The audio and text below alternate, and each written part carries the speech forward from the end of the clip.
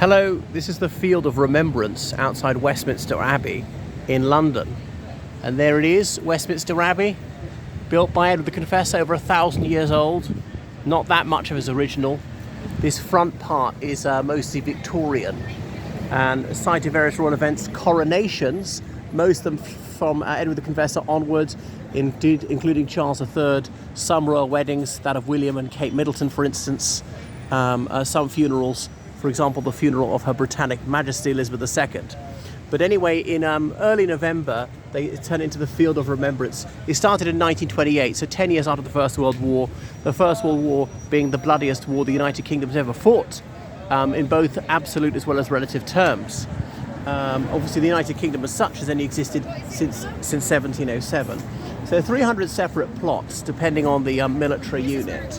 And people can place a little wooden cross, perhaps with the name of their loved one on it, someone who was killed in one of the wars from the First World War up into the present day. Fortunately, the United Kingdom is not fighting anywhere at the moment. So the Royal British Legion is a veterans organisation for those who are in the Army, the Royal Navy, the Royal Air Force, or the Royal Marines. And this is part of the Poppy Appeal. So these poppies, they're because of John McCrae, that Canadian Army doctor, wrote that poem in Flanders Fields. I mean, I shan't try quoting it because I won't get it right, but in Flanders Fields, here we lie, row on row beneath the sky, and so forth. And you see names written on there because Flanders is southern Belgium, where many of the crucial battles of the First World War were fought. Some of them have got little commemorative messages there, saying that they want their comrades to carry on. We are the dead. The dead are speaking to the living, and to carry on, otherwise they will not sleep easy in Flanders Fields. You see Royal British Legion, Duke of Lancaster's regiment. But since there were lots of PALS battalions and so on in the First World War, the deal was, look at this, Royal Regiment of Fusiliers, as in fusil, rifle in French, because rifles are different from muskets because they were rifled, as in they were, how to put it, sort of turned inside. The bullet came out spinning. It wasn't a musket ball. It was actually bullet shaped, was straighter, went further, a bit like spin passing in rugby, than a musket. So they came in the early 19th century. Corps of Royal Engineers and so on. But where was I? Perhaps I won't announce all the units because then I won't get on with my speech. So he was killed towards the end of the war, John McCrae. And obviously it was the British Empire was fighting back then. There's now the Commonwealth of Nations. It's somewhat replicated elsewhere. So Earl Haig, Field Marshal Douglas Haig, he started this poppy appeal, and on the back of these poppies, they're made out of plastic and wood, it'll say Earl Haig Fund. So he's ennobled with the title Earl Haig, but he refused to accept any peerage or any emolument from the government until such time something was done for the veterans. So people donate money to pay for all the disabled veterans. There are people who are blinded, who are deafened, who were quadruple amputees, who were paralysed from the neck down, as well as the terrible psychological damage they had, shell shock they call it, we'd now recognise as post-traumatic disorder, having flashbacks or turns all the time, see things that reminded them of these horrific scenes that they witnessed, and so on. So they had to be probably provided for. The Prime Minister, towards the end of the First World War, was David Lloyd George, the Welsh wizard who vowed there'll be homes fit for heroes. Well, that definitely didn't transpire. And there was mass unemployment, there's demobilisation. The British Army had swelled to 4 million soldiers. I was talking about PALS battalions. So they tried to get people to volunteer. There was no conscription until January 1916. But they said if you join as a group, you will stay as a group. That'd be more alluring than being thrown into a unit with people you didn't know and you might hate. So like there was the sportsman battalions, one of sports teams is it the Hull sportsmen, a Hull to others, as in the others, the not the sportsmen, and so on. And so they liked that. The trouble was, if one unit took very heavy casualties, there was often a very narrow geographical area bore the brunt of that. So it could be devastating to a village or a small town because they lose such a high percentage of their manpower rather than spreading the pain. And there's some thankful villages, as in villages where not a single person was killed in the First World War.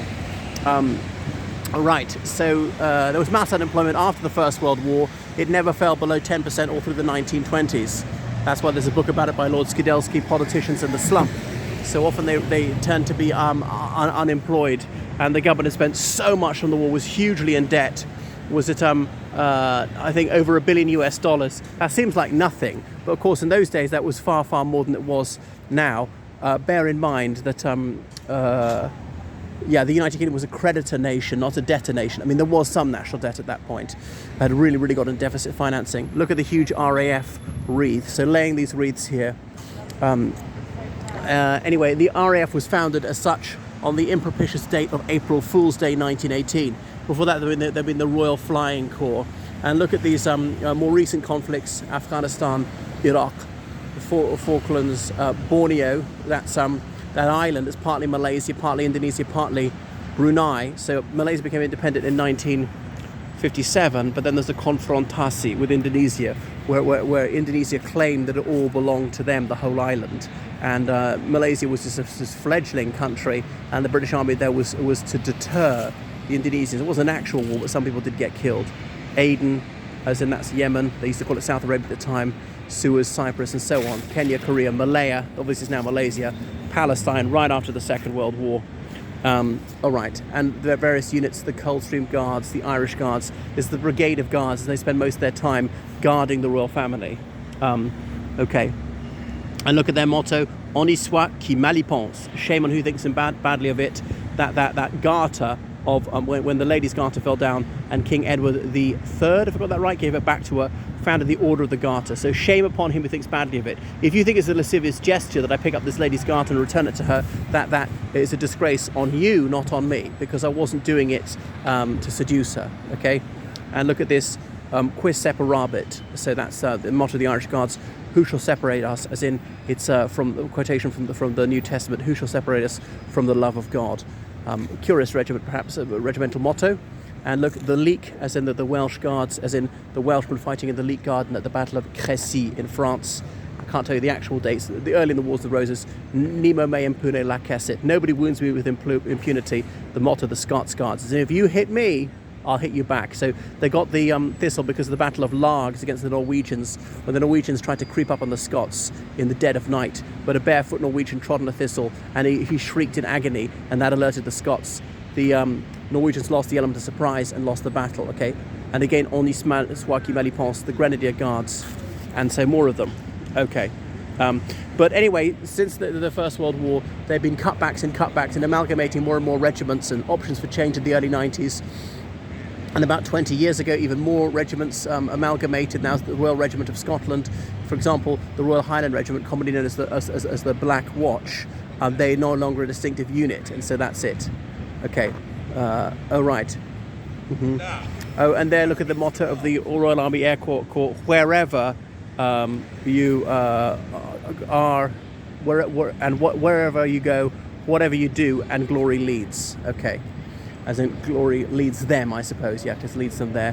And the Parachute Regiment, the Paras, they're commonly called, maybe the most ultra-aggressive unit, the Artist Rifles. As in that was a special unit in the First World War, and it was just what it sounds like, painters and so on. And there we go on. And that's the emblem of the British Army, the lion, the two swords above the crown. I'll head out now. They take these down in a while because Remembrance Sunday was a little while ago, the nearest Sunday to the 11th of November, as in because the armistice took effect on the 11 o'clock in the morning on the 11th of November 1918. So that's it. And buses used to stop in the street. It was much more relevant to people because so many people had suffered losses in their family. So Ireland, they were part of the United Kingdom at the time. The whole of Ireland, we were exempt from conscription. Likewise, Irish-born men are living in Great Britain. If you're born in Great Britain, but to one or two Irish parents, no, you are still liable for conscription. And there was an attempt to bring it in, but never happened. Even in Northern Ireland after partition, Northern Ireland still part of the United Kingdom, no conscription.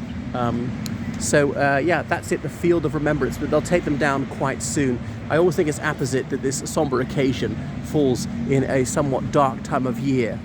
Right, that's enough from the Gardens of Remembrance outside Westminster Abbey in London. Goodbye.